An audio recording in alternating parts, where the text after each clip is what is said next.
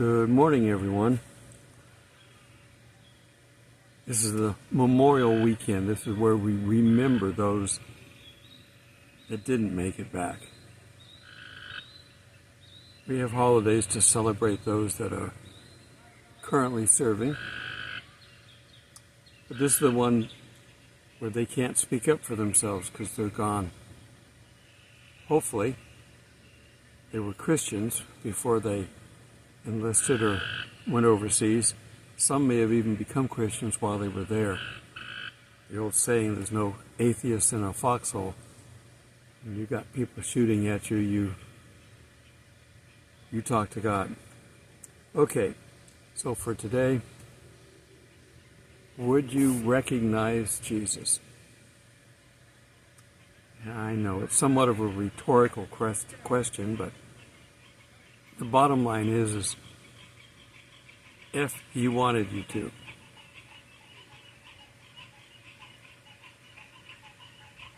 The frogs are going crazy out here. And the katydids are out too, so they'll be doing more noise here later, but and the park is full of people, lots of kids playing games, so it's not the time that if you don't like crowds, stay away from parks. But if you enjoy people, it's fun to watch. Okay, so there were many times where we have a record of Jesus not being recognized by people who should recognize him. His friends and disciples, they knew him, and yet they couldn't recognize him. We're going to cover some of the verses, but the two that were walking away from Jerusalem all depressed, and he joins them, and they didn't recognize him. I guess that means basically that we could see somebody, we're told that, when did we feed you and when did we help you? Well, he said when you do that with the poor. So, but we do know, we have the Bible to tell us that he's only coming back for a second coming to earth. There's people that say, well, he's been down here and he's traveling around, and I had lunch with him yesterday. Yeah. So let's go ahead and look at some verses. We'll see where people didn't recognize him, and then we'll get his warning. Turn with me to, we're going to jump around a bit. So John 20:13. Then they said to her, "Woman, why are you weeping?" She said to them, "Because they have taken away the Lord, my Lord, and I do not know where they have laid him." And when she had said this, she turned around and saw Jesus standing there, and didn't know it was him. Didn't know it was Jesus. Jesus said to her, "Woman, why are you weeping?" Some of these, the wording on this might seem to be not polite, but this is the translation of the way they spoke back then.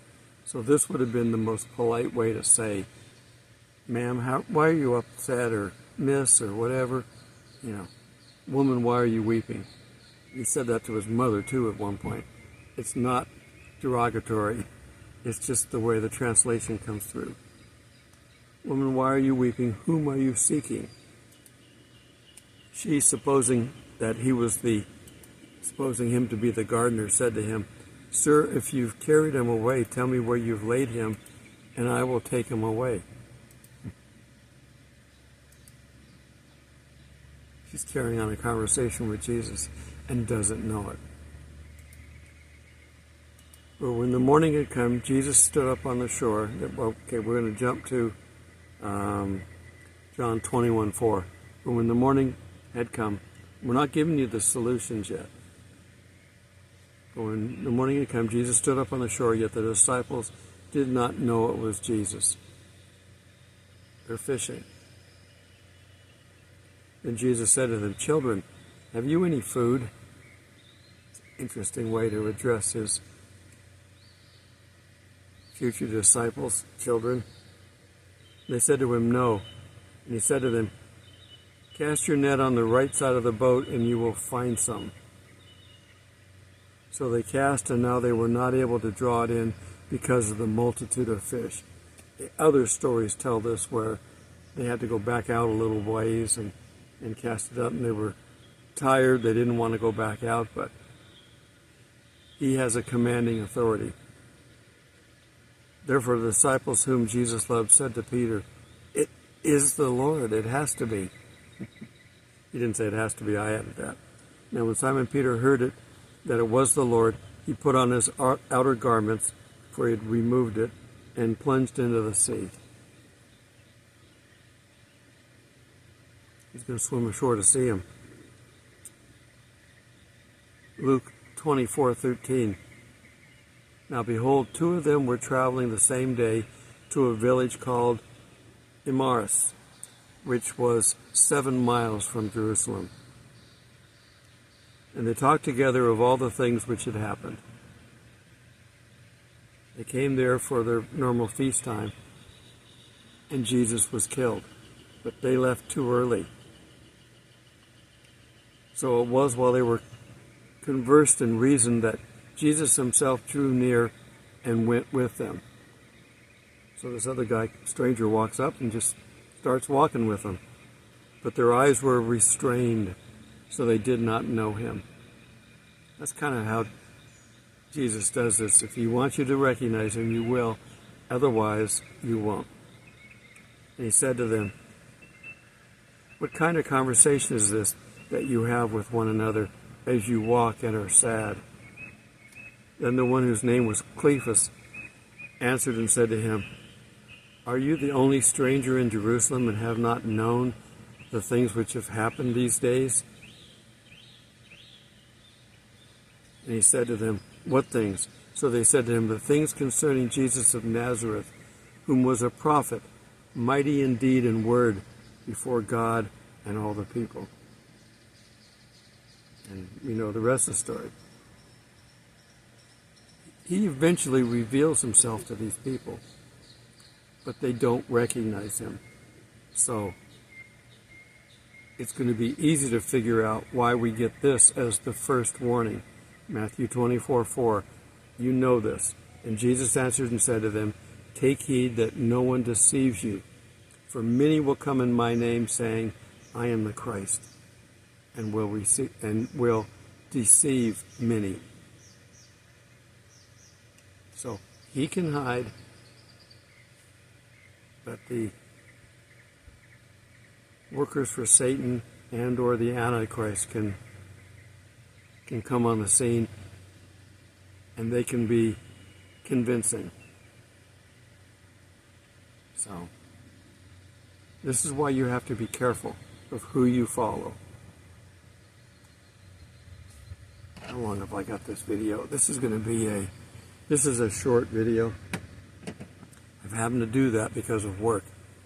I'm done now. We're wrapped. And I don't have anything for next week, and I'm going to try to keep it that way. And if they call me and want me to do something special, I'll do it. But right now we're not. I didn't even go to the Renaissance Festival this weekend because we worked until after midnight, and I got to bed about 1:30. So today and it rained in the morning. So this is filming. I'm filming this later on. Anyhow, the world is not going to recognize him when they come out here and pretend to be, when the Antichrist shows up and pretends to be. But his own people didn't recognize him because he wasn't ready for them. So it's easy to see how people could be confused. So don't blame them for that part of it. But you've got to tell people this first part, don't be deceived. Because once we're out of here, the Antichrist will show up. And they've heard you talking about him, talking about Jesus. And then this guy's going to show up. And God, it sounds just like the one that they were talking about. Maybe it is. And he's going to be convincing.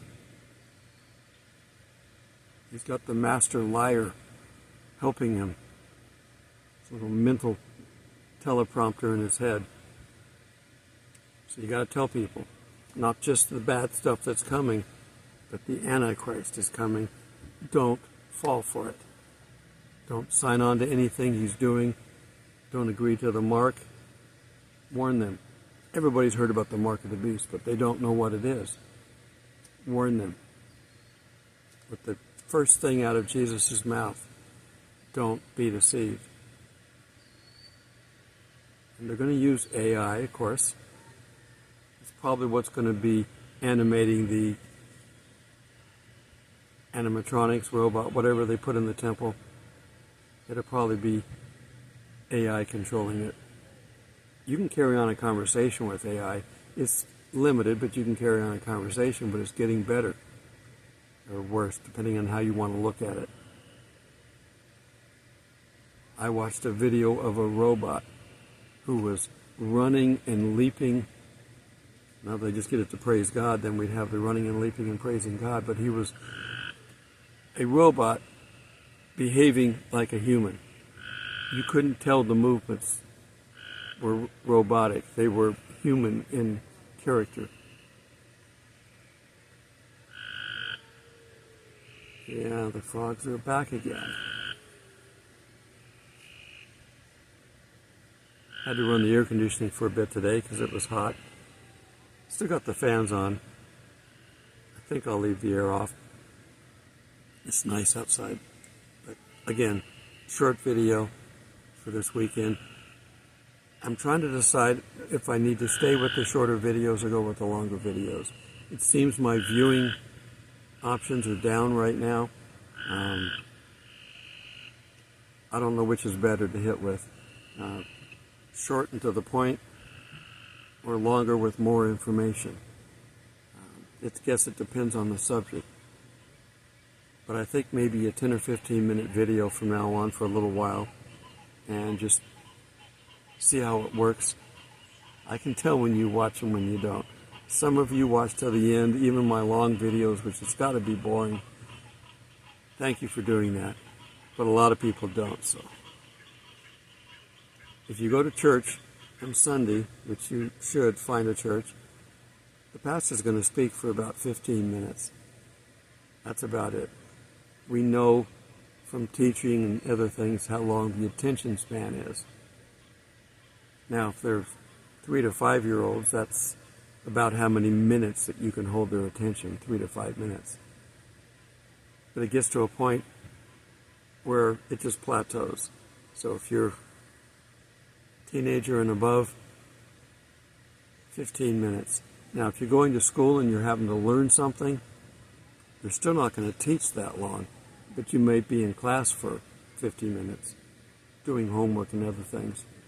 So you're busy. But if it was just lecture, you get to college, a lot of it's just lecture. And if you're smart, you take a little mini recorder in, or use your phone if you've got enough storage, and just record the lectures.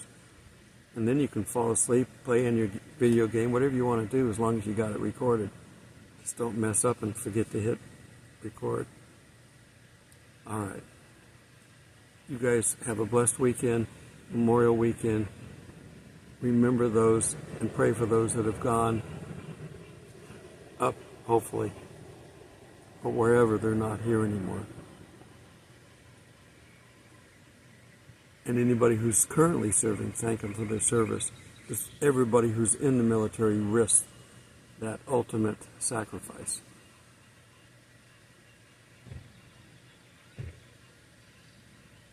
All right, until we meet in the clouds. God bless.